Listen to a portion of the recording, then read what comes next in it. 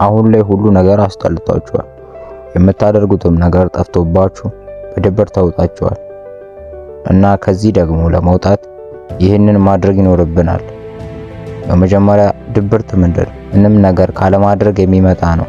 ምንም ባላደረግንበት ሰዓት ደግሞ ድብርት ውስጥ እንገባለን።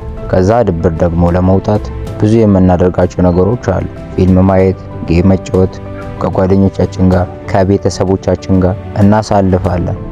አሊያም ወክ በማድረግ ከድብርት የምንወጣበትን ነገር እንፈጥራለን።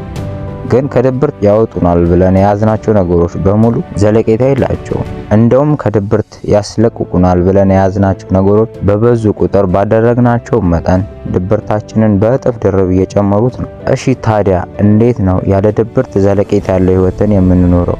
ልትኖሩት የምትችሉት ከድብርት የምትላቀቁበትና ዘላቂ የደስታ ህይወት የምትኖሩበት ብቸኛውና አንደኛው መንገድ ዓላማ ነው። ዓላማ ያልኩበት ምክንያት ሁሌም አዲስ የሚሆን ነገር ስለሆነ ነው። እንደ ጌም፣ እንደ ፊልም ወይም እንደ ሰው አይደል። ዓላማ ሁሌም ስኬትን ብንጎናጸፍም ከተሳካው በላይ የሆነን ስኬትን ለማምጣት ስለምንጥር ነው። እንዲሁም ሌላ ዓላማን እንድንይዝ ስለሚያደርገን ነው። ከድብርት ልንወጣ የመረጥናቸው ምርጫዎች ትክክል ቢሆኑ ከዓላማችን ጋር ካስኬድናቸው ትክክለኛ ህይወትን እንድንመራ ያደርገናል። እኛ ሰዎች ዝም ብለን መቀመጥን አንፈልግም።